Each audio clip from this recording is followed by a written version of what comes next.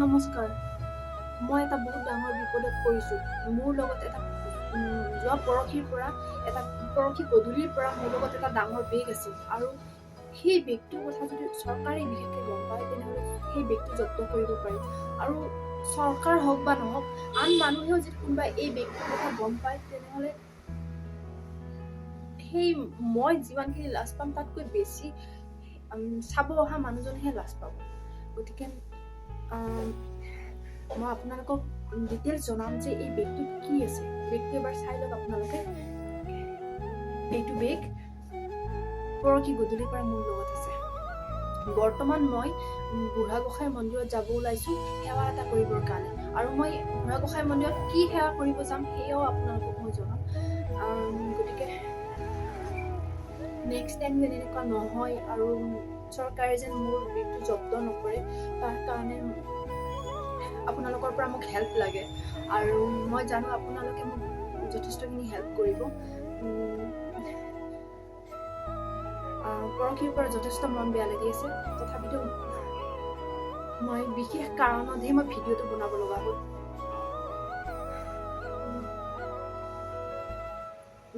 মই আপোনালোকক এই বেগটোত কি আছে সম্পূৰ্ণ বেগটো খুলি দেখাম আপোনালোকক।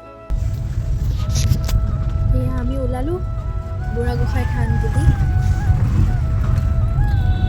এয়া আমি আহি পালোঁ। ইয়াত বিষ্ণু হোম চলি আছে, বহুত ডাঙৰ যজ্ঞ হয়। কোৱা হয় ইয়াত মানুহে যি ইচ্ছাৰে সেৱা কৰে মনৰ ইচ্ছা পূৰ্ণ হয়। সঁচাকৈ এটা বহুত শান্তি লাগিছে। চাকি গছি জ্বলোৱা হ'ল। ইয়াত বহুত মানুহ, এয়া মানুহবোৰে নিৰ্মালি ল'ব আৰম্ভ কৰিছে।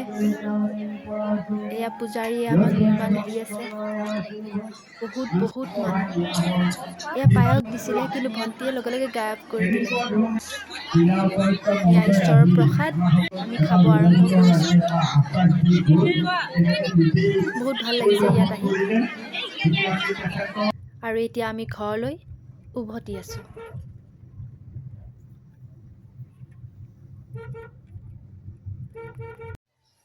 এয়া বুঢ়া গোঁসাই মন্দিৰৰ পৰা সেৱা কৰি কিনে আহি গ'লোঁ। আৰু মই আপোনালোকক কৈছিলোঁ যে বেগটোত কি আছে, যিটো বেগ দেখিলে ময়ো লাজ পাওঁ আৰু বেগটো চাব অহা মানুহজনেও লাজ পায়। তো এনেকুৱা কি বেগ হয় এইটো, যিটো বেগ মই ডিটেইলছ কৈ আছোঁ বাৰু। বিশ্বাস কৰক, বেগটো খোলাৰ আগতে এটা কথা কম, যোৱা পৰহি গধূলিৰ পৰা এই বেগটো দেখিলেই মোৰ খং উঠে। কাৰণ এই বেগটোৰ কাৰণে মই যথেষ্ট লাজ পাবলগীয়া হৈছে। দেখাই আছোঁ। এইটো মোৰ বেগ হয়। ইয়াতে মোৰ ধুনীয়া ধুনীয়া কাপোৰ আছে, বহুত ধুনীয়া ধুনীয়া কাপোৰ আছে। আৰু সকলোতকৈ ডাঙৰ কথা, ইয়াত এটা বৰ ধুনীয়া বস্তু আছে। এইটো চাওকচোন কি হয়, চাওক। এইটো মুড়িৰ পেকেট হয়, মুড়ি। মই আৰু মোৰ হাজবেণ্ড জালমুড়ি বনাই কিনে ৰাস্তাত খোৱা কথা আছিলে, আৰু আমি ফুৰিব যোৱা কথা আছিলে। যোৱা পৰহি মোক ৰেডি হৈ থাকিব দিছে, ৰাতিপুৱাৰ পৰা মই ৰেডি হৈ থাকিলোঁ। এনেকৈ কৈছে সাজি কাচি ৰেডি হৈ থাকিব দিছে, আৰু সাজি কাচি মই ৰেডি হৈ থাকিলোঁ। গধূলি আমি যোৱা কথা, হাজবেণ্ড অফিচৰ পৰা অহাৰ পিছত।